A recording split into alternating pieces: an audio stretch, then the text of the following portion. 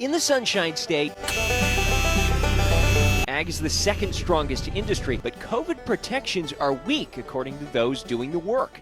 I think that the industry needs to be more responsible. Antonio Tovar is the outgoing head of Florida's Farm Worker Association. He says social distancing is often difficult. Things like masks, not always available. We actually have to build them ourselves. Tovar is very apprehensive of COVID liability protections, worried they're going to make things worse. It is going to encourage the industry to be less responsible and to care less about the workers. Not so, say Florida Republicans, advancing bills they believe will protect businesses, churches, and schools from only frivolous COVID lawsuits. Florida's known as one of the nation's judicial hellholes. Senator Jeff Brandes is sponsoring a version. Among other provisions, it protects defendants if a court finds they made a good faith effort to follow virus protections. A sue and settle culture crackdown, he says. That's why you have to provide some type of safe harbor for these businesses, so that they'll be able to move forward. But at the moment, not many are suing. Florida Justice Reform Institute finding 53 COVID liability suits across the state. The simple truth is we're just at the beginning of this.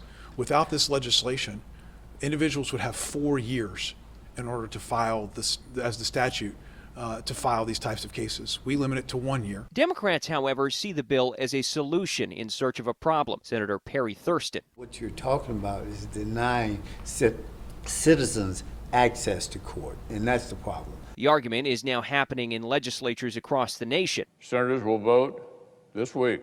Accelerated after Republicans failed to get national protections passed last year. To date, 16 states have enacted some kind of business or government shield. Florida's policy among 21 states trying this year. To be realistic, it looks that they already made their mind. Tovar has accepted little will help keep the state's GOP majority from making their policy a reality, but he says the fight won't be over post-passage. Workers, he warns, will remember the decision at the ballot box.